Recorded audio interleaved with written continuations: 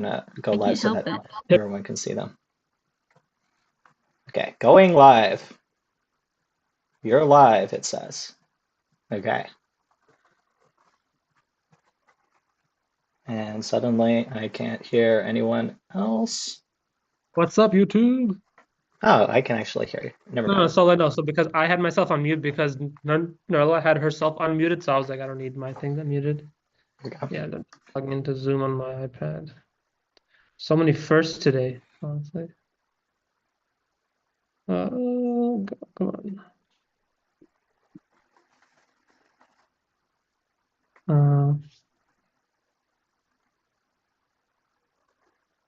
oops. Mm,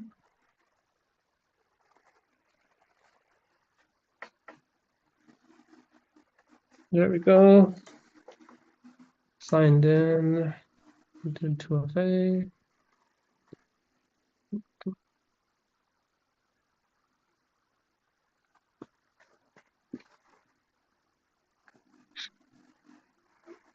Should I say my 2FA like passcode live one? Um, yeah, definitely don't leak any important information now because I think we are visible. Nice. Beautiful. Come on, Zoom.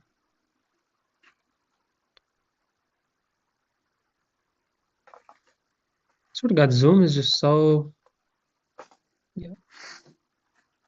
What? Okay, now I can open this.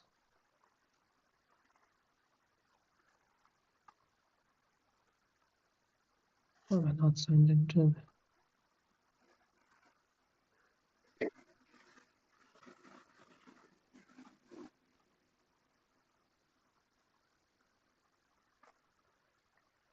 Oh man, sorry. This is like I logged in, but then Zoom keeps thinking I'm not logged in. Yeah, okay. Yes, open.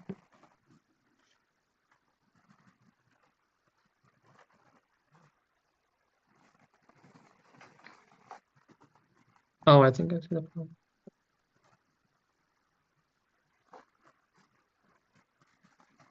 There we go. I think that's it. Perfect. All right, Zoom now says need to update TFTI.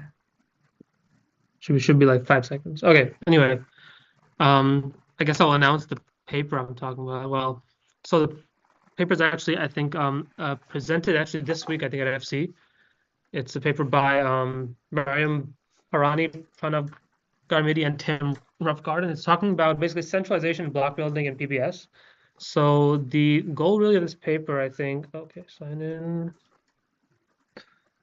So this paper, I think, is just trying to more formalize, I think, the existing intuitions that people have about PBS, about centralization and block building. And sorry, come on, okay. And so then I think like and so it's not like any, I think, like extremely new insights. I think it's more just rigorously trying to evaluate the existing like intuitions around it. So I think that's the offer here, the thing on offer here I think is a model for how to think about centralization and block building in PBS. And okay,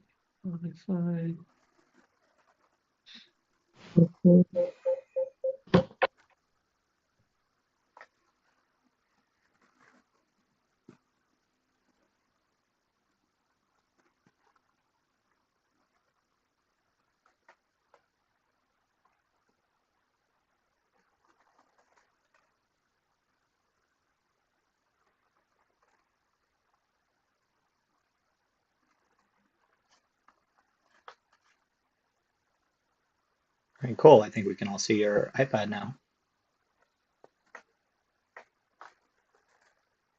yeah, I'm trying to disconnect the audio on my iPad. Okay, I think it's good, right? Or is there echo still? I'm not hearing too much of an echo. I guess I'm just gonna talk like on my iPad, like if that's fine. Can y'all hear me? Everything's good? Yeah. Beautiful. Okay. Okay, cool. So like I said, the paper I'm talking about is right, centralization and block building in PBS, right? So let me hit play. Okay, now I can use this. Oh, I can use my thing too to like highlight stuff. Okay, so super cool, right? Okay, so right, so this is about centralization block building. I think somebody else just joined. Don't know who that is. Sorry, I'm getting distracted. That's you, Bolton. Okay, centralization, right? So, right, block building rewards currently, like I think as we all know, come from essentially two sources, right? Either there's a block reward, which is the Coinbase transaction, or there's also transaction fees.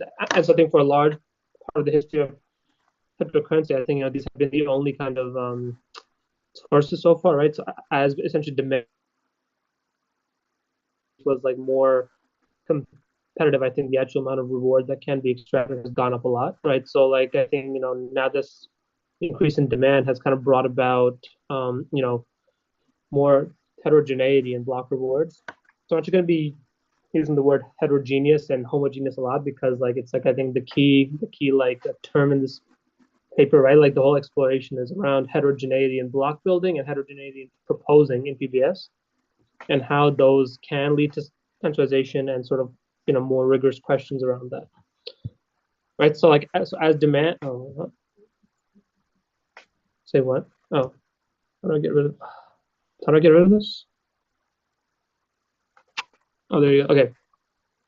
Oh yeah, that's better. Okay, so right, so as demand kind of has skyrocketed, right? So now we have more heterogeneity for a few reasons, right? Number one is, of course, right now block producers, I should say, not builders, right, can decide transaction inclusion, right? So like, right, they have to not choose how do they maximize their own profit and reward, and of course, advantages and access to transaction advantages and private order flow from like accepting out of band transactions and fees, right, can really you know create a gap in the amount of reward different block producers can earn. And also I think the explosion of DeFi has sort of brought about a lot more in terms of extracting, right? So MEV, right, extracting from injecting your own transactions, trying to do what's called searching to to maximize your own profit. And so I think here heterogeneity amongst block builders amounts to being more sophisticated searcher to find these MEV extraction opportunities. So like this is currently where we are, and so really I think everyone kind of already has intuition that heterogeneity in a block building leads to more centralization, right? Because like even if a small, let's say, difference between you and me and how we can search and find opportunities can lead to over time let's say a large gap in the amount of rewards that we can earn in like an expectation. And basically, if I start to reinvest all my earnings into more stake, I can kind of take over the whole block production market. So right, so what we want ideally out of cryptocurrencies is to encourage like diverse participation in the block production process, right? So the current I think main proposal out there is called PBS, where we separate the block producing roles into two roles, right? One that creates the block in terms of choosing the order, the transactions that are included in the ordering of them, and the one that actually proposes the block.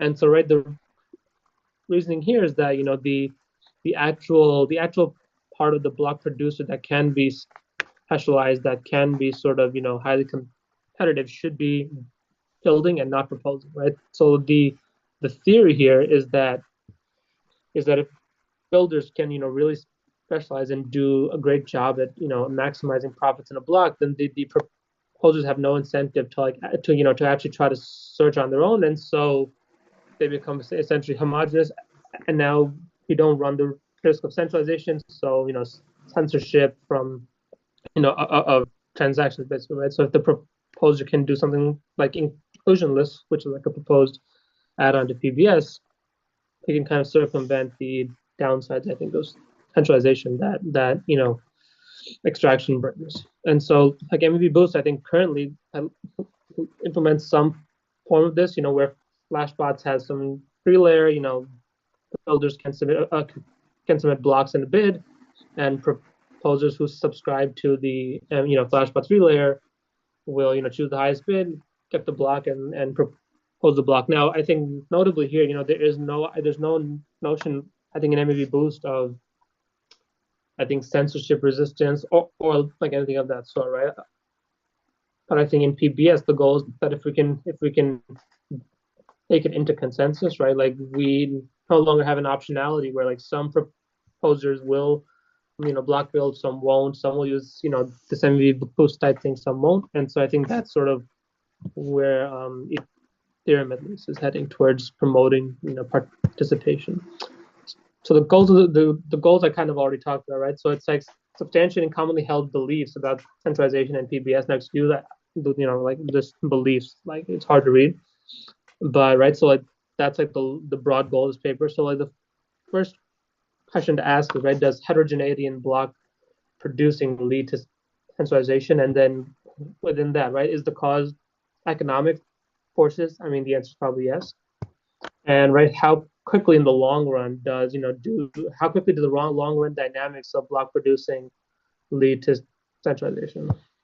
And two, how much does PBS actually reduce heterogeneity, and how does this reduction relate to the competitiveness of block buildings? So like we're going to cover these 4 points, I think, in this presentation. Okay, so the basic model here proposed, I think, is quite intuitive, right? So imagine we have a static set, a fixed set n of block producers, right? They each have some stake, which we'll also call, I think, interchangeably their allocation pi I, and they have a scale factor mu I, right? So mu I here means essentially given a block, how much more from like some constant reward R can they generate, right? So imagine like an extremely successful searcher would have a really high mu I. A proposer who's not going to do any kind of searching or like or like extraction will have an extremely small mu I. And here, we assume with loss of generality that mu one is the highest and sort of goes in that order. And then of course, right, in the single slot, the block producer I has expected reward this, and so this is right. This is essentially their probability of being selected times the actual reward, right?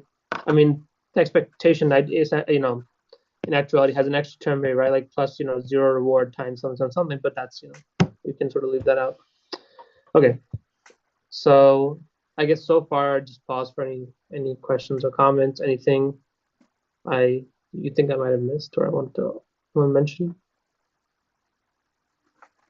Okay, cool. So Okay, so right, so modeling of course you're right. So now that we have this kind of simple model of the scale factor, now we can kind of use this highest scale factor mu1 to be essentially a measure of heterogeneity compared to the others, right? So like if we can say something about mu1 being substantially higher than the rest, right? Like that's, I think, I think it becomes a reasonable metric for talking about producer, for block producer centralization, right? And so now the question there more formally is, right, we can change this question from heterogeneity to centralization into, is taking dominated by the largest mu1. And so this is, I think, the first question that we're going to try to answer. Well, sorry, not we, this paper is going to try to answer. Okay, so right, intuition here obviously is that, right, mu I is going to capture these, differences, like, having private order flow, having more search sophistication. And so in this game of complete information, right, the equilibrium strategy for all block producers becomes quite simple, right? So the utility here is intuitive, right? So again, it's the expected reward earned, and then here x is that fraction we saw, which is the probability of I being selected. Now recall, this is the probability in a single slot, and then of course there's some capital cost of their stake. So right, this is a quite simple utility function. I believe it is quasi-linear because this is a very simple equation. And of course, I think the one thing to note is that, right, there's a diminishing return, right? So as you add more stake, right, like you gain a smaller and smaller percent increase in the percent of your allocation of the total allocation, right? So like that means this function x is concave. Now, in the formalization in the paper, this concavity kind of becomes important in terms of being able to guarantee a unique optimum. And actually, as we'll see, right, like this unique optimum is kind of is useful because it just makes reasoning about equilibrium a lot simpler. Okay, so what is equilibrium here, right? So equilibrium is going to be this vector of allocations, right? Pi, where every block producer I will choose, right? Its local allocation pi that tries to that maximizes its own utility with respect to everyone else's you know equilibrium strategy, right? Which is this pi negative I, which is everyone except I, right? So this is a pretty simple equilibrium. And so what are the implications of this? Like I said, because x here is concave, right? Like this function ends up implying that for given everyone else's allocation, there's a unique maximizing allocation for party I. I don't know why I have this here. This is actually a note, but so there's a good, I think, relation here to this thing called Tilla contest. So one thing I think in these kind of sort of formalization papers, which is important, is at least I think for me, getting an insight into I think existing game theory models, right? For example, in this case, they talk about Tillich games, they talk about Polya urns, right? So I think seeing existing models and how they're adapted to current like blockchain settings, I think really as a non-economist or as a non-game theory person, I think it's pretty insightful in terms of just broadening your, I guess, toolkit. I mean, is that the word? You do a toolkit of existing games to refer to and go back to. Anyway, so right, so they we should have a slide on this.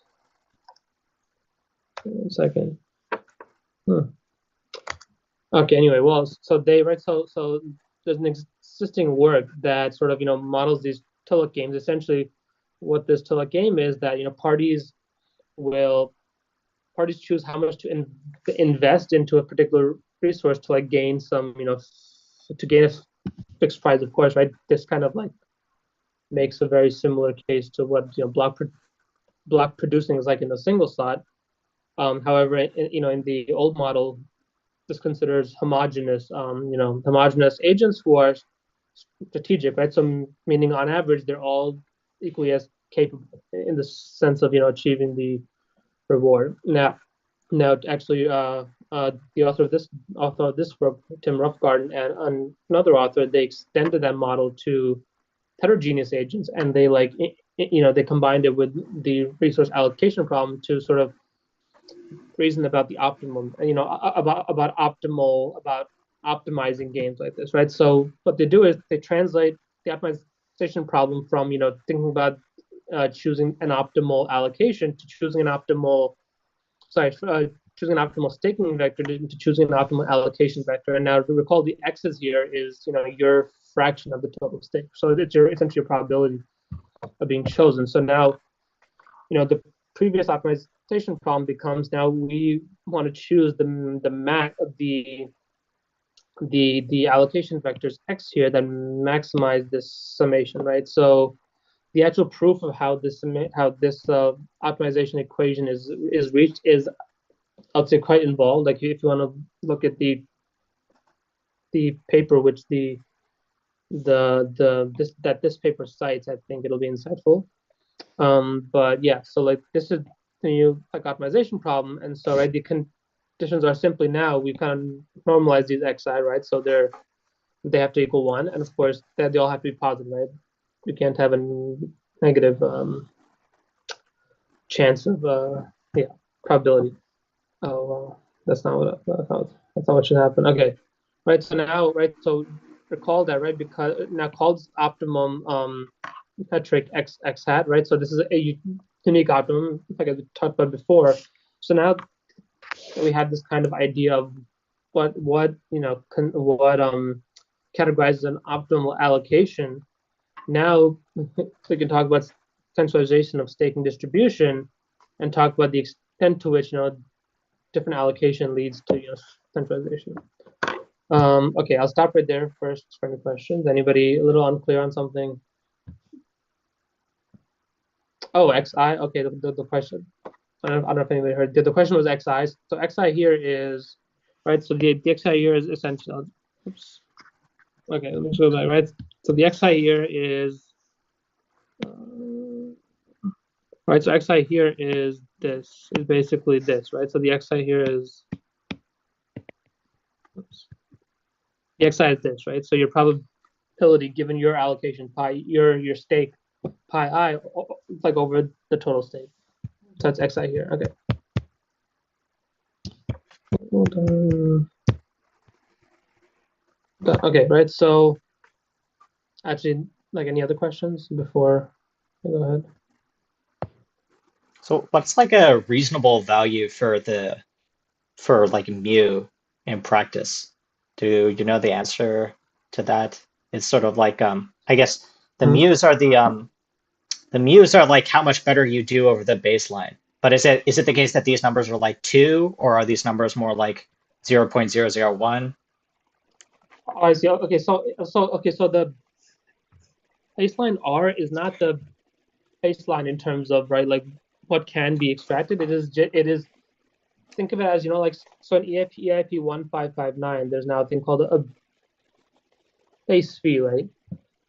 That's like that like everyone has to pay. So you can think of R essentially in this case as like the base fee for a transaction set that everyone has to pay, and then mu is how much more than that, right? So including you know extra tips, including extra extraction. Now the actual value I think in practice of mu I'm not sure on, at least in this work exactly. So it's relative, right? So in this work, what we care about particularly is the difference between mu1 and mu2, right? So like how large is that gap, and essentially how does this size of that gap impact how quickly centralization happens. So I think the actual hard values, I'm sure, like if you go on MEV.explore, they have some sort of metrics about it, but I couldn't tell you, to be honest.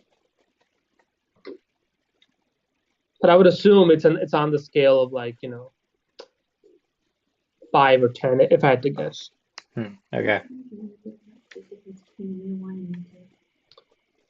Rets, yes, Rets. So like heterogeneity as it's classified here kind of is captured in this difference between mu1, mu2, and all the other mu's, right? So like the more heterogeneous, the more variance there is in these mu's, right? So like, right, the ideal case is that mu1 equals mu n, and so everyone has exactly one over n stake, and they don't ever increase, their like allocation over time because like everyone is as good like as each other, right? So like in an extremely competitive market where everyone is reasonably close to each other, we have like very low variance in mu.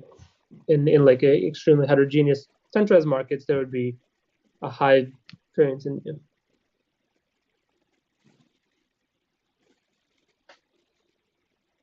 Sylvain, you're unmuted.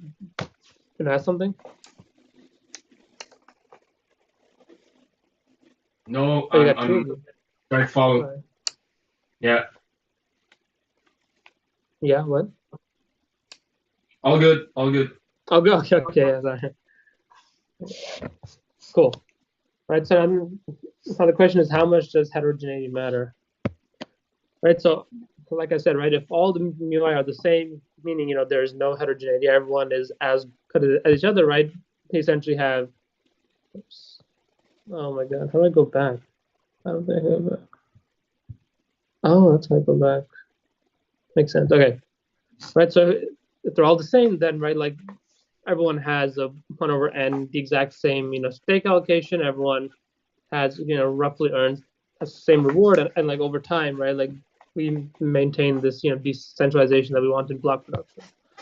If they're all different, right, like we expect like higher muis are going to participate more in staking and like reinvest how much they earn, and they'll essentially continue to grow more and have more and more allocation, right? So the hope is, of course, the expectation is always, I think, in practice that there will not be homogeneity amongst the MUIs. The hope is that there's at least a few, like several block producers who are roughly equal, like even if they as a group are substantially outcompete everybody else. So like even if we have a small group that is reasonably equal and competitive, as we'll see, that can exponentially increase the time to centralization of block production. But we'll get to that later, right? But yeah, okay, so far I'm not talking about PBS. I'm talking about just the current block production in Ethereum, right? So like ignoring MEV boost, just assuming that block proposers are the ones creating the blocks, are choosing the ordering, are doing MEV extraction, right? So like that's the assumption being made so far in this model. We'll talk about PBS at the end, right? So the question is, how big does the variance have to be in MUI before the first block producer acquires a concerning fraction of the overall stake? No, that I was so excited about the animation, and then it kind of glitched out there. I don't know. The animation looked cool to it me. like did that weird thing. Oh, it did glitch. Oh, well. Yeah. Oh well. Okay. So let's sort of talk about about how big the variance has to be. We define like this metric called gamma k competitiveness, right? So what we say is that block just said is gamma k competitive if given the k plus if there are at least k block producers that are if there are k block producers that are at least gamma times as good. Sorry, gamma a fraction gamma as good as block producer k plus one, right? So this definition, tell me if it's unclear, right? So to give an example, right? So if gamma here equals one, right? So gamma here equals one, that means there's a k plus one tie basically amongst all block producers, and so they all have 1 over k plus one stake, right? So gamma equals one, it means there's good competition and they're all reasonably operate the same way and have the same rewards, right? So like that's the definition of gamma. Now if we say gamma is a half and k equals one, right? So now k equals one means that that right the most capable block producer can get up to 67% of the stake, right? So that's what gamma is a half and k equals one. If gamma is a half and k becomes super large, right, then we see that the most capable block producer can get maybe slightly over 50% of the total stake allocation, right? So the stake distribution, right? So what we want ideally is gamma to be high and k to be high, I think, so that we have very homogeneity amongst block producer, right? So an example, a more extreme example, right? So imagine we have 10 block producers, and their multipliers are all within 90% of the highest block producer, right? So like I think that corresponds to gamma equals 0.9, right? So like here, right? So there we guarantee essentially, right? So this k equals 10, gamma equals 90%. That guarantees essentially we have a maximum market share of any one block producer to be 17.5%. So I think that's a quite reasonable number, right? Like the number to kind of stay under is 33%, right? And so now, given this gamma k definition, now if we can categorize, what is the largest possible equilibrium allocation parameterized by gamma and k. Okay, right. So this is where this theorem 2 comes in, right? So this is how we categorize the maximum market share as a function of gamma and k. Now, before that, any questions? Any unclarities? Okay, let me go ahead. All right. So of course, we choose some constants R and C, right? R, recall, is it can be thought of as the base fee. C is the capital cost, right? So like it'll be whatever your earnings are from from creating a block. You subtract C times your stake. That's the capital cost. Okay. So now the theorem states that for every gamma in 0 and 1, and k more than 1, for all gamma k competitive block producer sets, where we have the highest block producer mu n equal to 1, we have that the equilibrium allocation is going to be less than 1 minus gamma times k over k plus gamma. Now, how they arrive, of course, at this equation, there's a proof behind it, which I won't go into. I can, like, if you want to sort of look at the paper, I can walk you through the proof, but just take my word for it. And then B, of course, is also that right? B is that now for all gamma in 0 and 1 and k in 1, there exists a gamma k competitive set such that xi hat equals the same value, right? So what this means now is that wait a minute, I think I made a mistake here. Give me a second.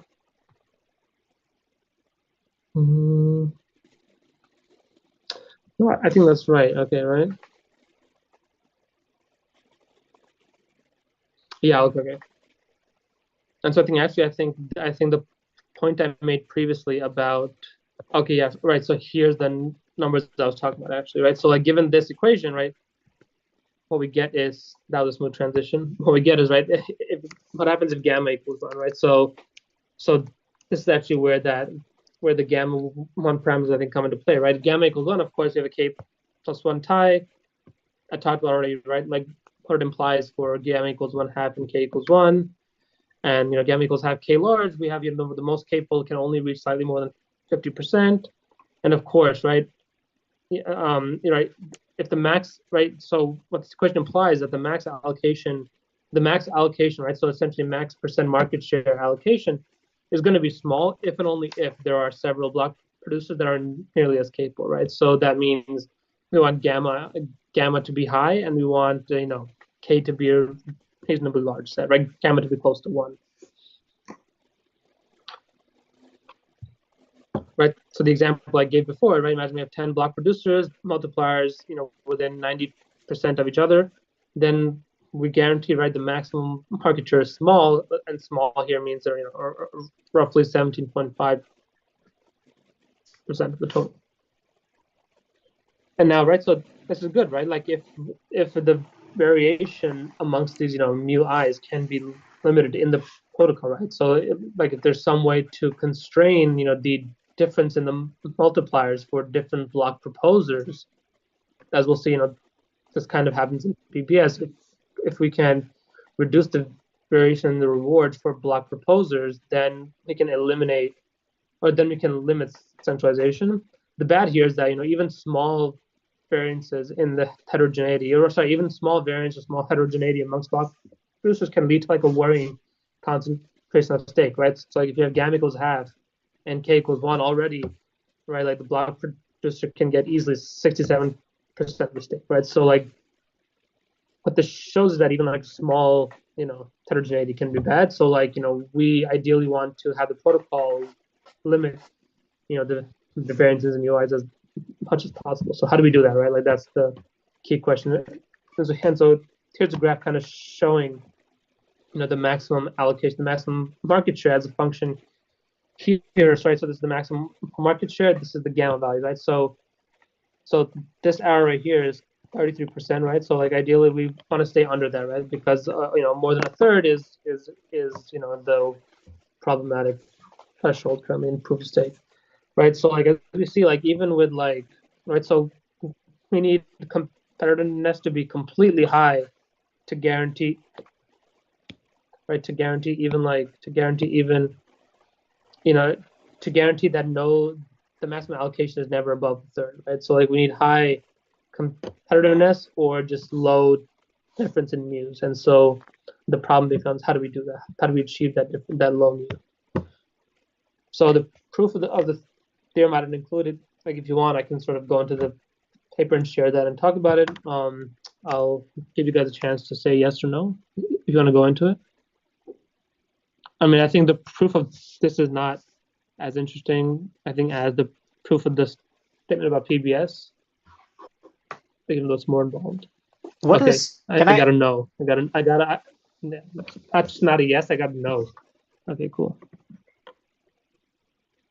I was gonna ask, like, what is just like the baseline intuition for why, like, because you could think of as like if let's say that have like slightly, let's say that I'm just like mu2, right, and I'm slightly less efficient, just very very slightly less efficient than Yeah. mu1. It seems like it's somehow more economically efficient for mu1 to be doing all of the work that I'm doing. So what's the intuition for when there's just a small difference between two block producers? Why doesn't it all shift towards mu1? Why isn't the biggest block producer just always and everywhere always doing 100% of the staking immediately? Well, okay, right. So I mean, so far the analysis here is kind of not on a long time scale, right? So in long time scales, yes, exactly, right. The intuition is exactly that even a small difference in mu1, mu2 will lead to eventually mu1 will capture 99.9% of the stake, or like even 100% if everyone else drops out. But right, like the key here is right. The key, as we'll see later, is just trying to figure out how slowly is that domination taking place. Right. But I mean, somehow it seems to me like it should be like immediate that the domination should take place, because if I, as the second like highest Hmm. MEV producer, am getting like a worse Hmm. deal than the first highest MEV producer, Hmm. um, then it seems like Oh, I see. Oh, okay. if Well, the I first mean, mhm. MEV producer is doing just as much, I guess obviously I must be like making some mistake somewhere.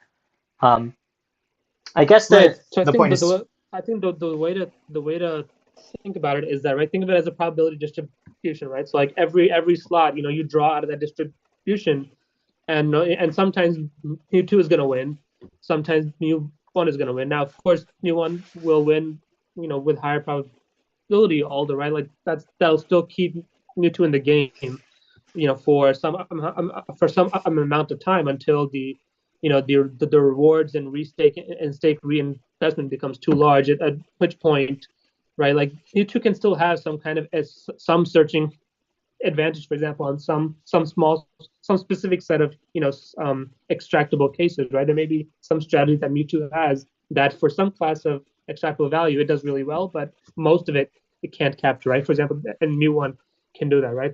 So like there is still some heterogeneity in like the in in sorry, not heterogeneity, specialization, I think, in what mu2 and mu1 can aim for, right? So whereas mu1 can be a more broad capturing all of value, mu2 can say that I have this extremely refined model to capture this one specific kind of extractable value, and I and and I can find it and extract it better than mu1, even though my expected reward is still smaller because I can't do everything else that mu1 can do, right? So I think that's the intuition of why it's not just instantly dominated, right? Because you're assuming that if mu1 is more than mu2, then block producer one will always extract all the opportunities block producer two can, plus some extra set of opportunities, which I think isn't the case, right?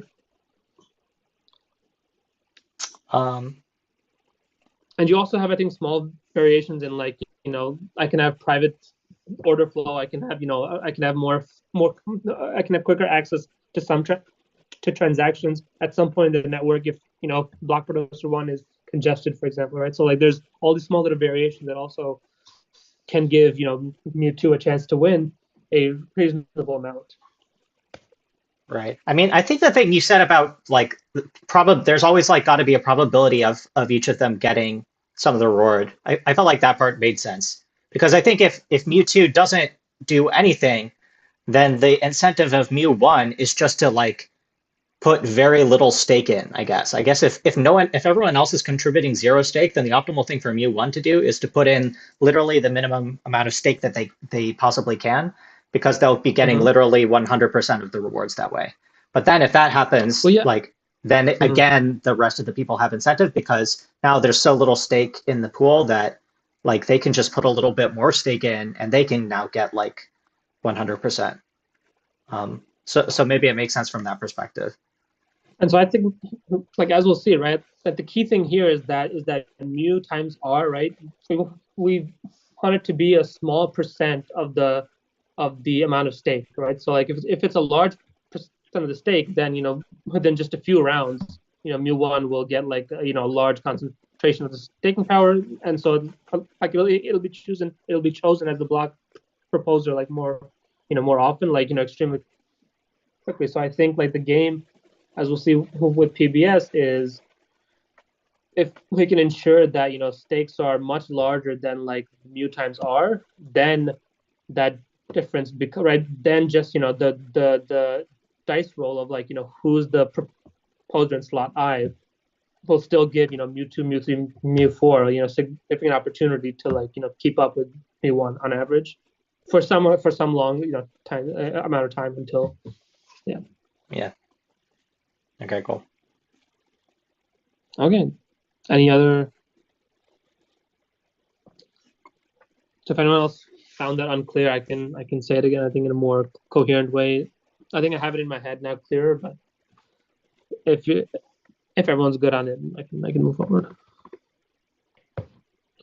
Cool. Okay, so the proof I'm just hip over, right? So now we want to talk about centralization over time, right? So again, this is still not the PBS model. This is still some block producer is chosen to be the one that's a block in slot I, and they're also the one who is doing block building, ordering, searching, extraction. Is there a time check? What time is it? Okay, 46. I got to hurry up. Okay, right. So we assume here non-strategic block producers in the sense that they always will stake all the currency they have, right? So like if they earn more reward, they'll again stake it immediately. And initially they all have non-zero stake, of course, right? So this notation here means block producer I has allocation pi after block t minus 1, right? So for slot t, it has allocation pi I sub t. This is okay. So so here's how the process goes in blocks, right? So essentially xi is again the same fraction here, right? The probability of being chosen for t. We can say that for some block, if block producer I star is chosen, then everyone's stake updates in the simple way, right? So in slot t plus 1, if you're the one chosen, of course you add your expected reward here. If not, it stays the same. And this is quite, I think, a simple stochastic process where the entire process can be determined by the initial set of allocations, x1 xi comma 1, and the vector mu, which stays the same over time, which is assumed, right? So what happens, right? So now we define this metric of epsilon centralization, right? So a process is epsilon centralized if at some block t, for some block producer I, the allocation of block producer I around t is greater than 1 minus epsilon, right? So like if epsilon is, right, so ideally what we want is that for epsilon that is small, t should be extremely large, right? So we want that it should take a long time to like gain like a large allocate to large centralization, right? So now we can talk about how quickly does staking become epsilon centralized, right? And the hope, of course, is that if mu1 and mu2 are close, centralization happens slowly. And right, so just some notation here, right? I will just talk about pi minus 1t means everyone else except block producer 1 at time t, and we'll use this shorthand, right? So pi 1 is pi 1 meaning producer 1 at t equals 1. Pi negative 1 is everyone except producer 1 at time. Cool. Right. So we have this theorem, right? So this is the bound on the number of blocks for epsilon centralization. Now the equation is huge. However, like I'm going to highlight the actual part that matters, right? So now we're examining only the block producer 1 and 2, right? We're only concerned about their difference and how the gap between them increases, right? So we define these two parameters. Theta here is essentially the max, right? So mu1 is, of course, the mu1r is VP1's multiplier, mu2r is VP2, right? So here we're concerned about mu1r over its allocation, and we're concerned about VP2's allocation, VP2 divided by everyone except VP1's allocation. And so you can get that for all t that's greater than this equation. Now, the thing to keep in mind here is that this is exponential here in this factor, right? Mu1 over their difference, mu2 over their difference.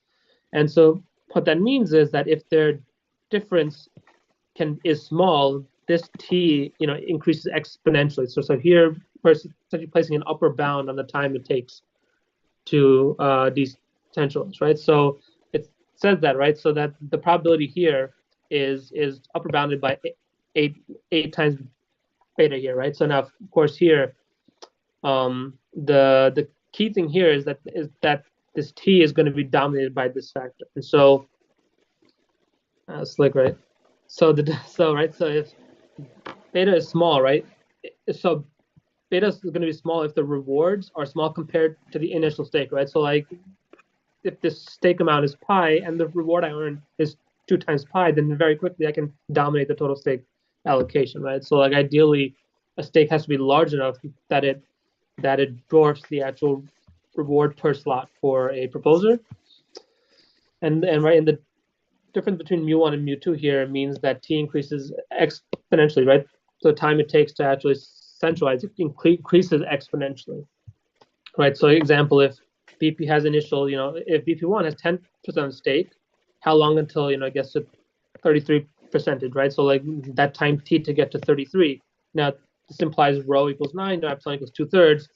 And now what we see is that if the difference between them decreases, from 0.5 to 0.1, let's say, right, multiplier on R, then the actual time increases by 5 orders of magnitude, right? So like as long as the protocol can try to ensure that block proposers have extremely similar mu i's, then centralization is not so much of an immediate concern, right? So it's important for the actual consensus mechanism to eliminate large differences in these mu's, right? And so now the question is, how can we limit this difference? And of course, this is where TBS comes in, right? The idea here is that, right, is that only there's builders and producers, and all we care about is that block proposers have are homogeneous basically, right? So like their mu i's are super close, and so the actual ones that choose the blocks proposed can actually be decentralized and they can avoid for example censorship. So the idealized PBS is that no one can be both, of course. The proposer always receives blocks from all builders, and they'll always choose the highest bid. The block is always accepted, and the winner always pays the bid, right? And now, right, so this model, right, the idealized model, implies no heterogeneity, right? Like that means every proposer is so gamma equals 1 and mu1 equals mu1 in the ideal case of PBS, right? Right. Okay. Yeah. However, right, in the modeling of this work, we do allow proposers to build in private, right? So now we're examining if builders, are sophisticated and homogeneous, and proposers are heterogeneous. How big that is the problem, right? Okay. So now we say, all builders draw this block building reward RR from the same distribution, so they're homogeneous. So an expectation R is the same for all, and the proposers each have their own distribution that they draw from, right? So this is where the proposer heterogeneity comes in, and we care about competitiveness here, right? So we want to see in the context of builder competitiveness, how does this heterogeneity work, right? So the proposer strategy here is simple, right? So we accept the highest bid P star. Right, the highest bid made B star, per block capital B star, if its reward is going to be higher than our draw out of this distribution RI, right? Simple strategy. Now, how much variation, is there going to be in proposer rewards, right? So, like, what is the heterogeneity in the rewards earned with respect to how competitive the building market is, right? How many builders there are, which are roughly equal in the capability, right? So the assumptions needed for this are the following, right? The assumptions needed. Where to go? Right, the assumptions needed are this, right? So A1 is essentially if the builder's block, if choosing the builder's block, the proposer can only earn the bid. Right? It's not earning anything on top of that, so it can't snipe opportunities, for example, right? And of course, I think right, the intuition here is that the builder should already have extracted all value available, which is I think a simple assumption to make. Proposers are not much better than builders, right? So what this means formally is that the builder distribution DI is first order stochastically dominated by the builder distribution DY, right? So this is captured here by this probability, this inequality, and Number three is that DI is not heavy-tailed, right? So there isn't a huge difference amongst the different proposer draws, right? Because if there was, then we can have these various cases where like the reward is like is much higher than other rewards, and that sort of that kind of defeats the purpose of this model, right? Because if it's heavy-tailed, then we kind of lose the assumption that proposers aren't that much better than block builders. If there's a heavy tail, then I can have every now and then proposers can severely outcompete a block builder, and then we sort of the equilibrium strategy kind of becomes useless to think about, right? So like I think right like otherwise right like a proposer that has such a heavy tail distribution can earn like vastly more rewards and expectation than a proposer that does no private block building, even though it's almost never like able to outperform block builders. Okay, so now these assumptions essentially imply that there's a competitive builder ecosystem which should ensure minimal proposer heterogeneity, right? And so, right, this theorem 4 says, given k builders, they each have this dy, right? Some set of proposers I would each have their own different distribution di for the rewards, such that, of course, right, that dy dominates di. We have that if every proposer follows this, the simple equilibrium strategy outlined before, then for every pair of them, the expected reward of I is at most going to be 1 plus O 1 over log k times that of j, right? So like 1 over log k is right. So if k is small, meaning there's an extremely small, so 1 over log k looks like this, right? Like this, right? So if k is small, we're going to have extremely high differences in their expected rewards.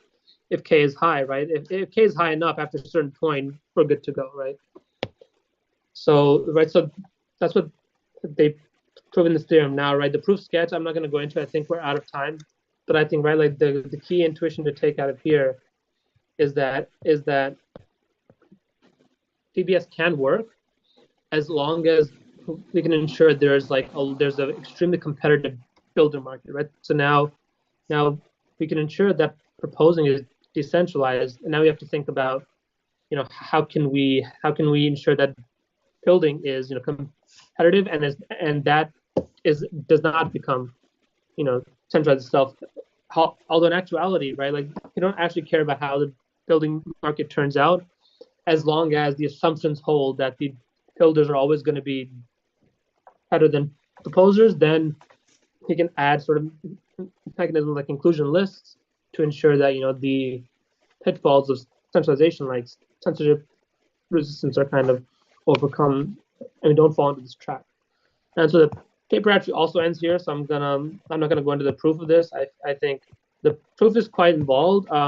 Like it does do a lot of, I think, probability work. But so yeah, I think the key insight here is right. Like we've kind of seen how the parameters I think can be tweaked in order to ensure that centralization happens slowly, right? So one example is how do we set stake values such that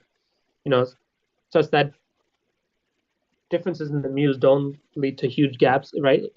Instantly, right? So there's I think a careful trade-off there, right? A stake too high, a stake amount too high required can already be a centralizing force. A stake amount too low can encourage diverse participation, although then small differences in capabilities can quickly converge into like centralization. So I think the main insight of this paper here is now giving you a framework in which to reason about how centralization happens in block producing and PBS, and kind of reaffirming that given these assumptions, PBS will do what it sets out to do and prevent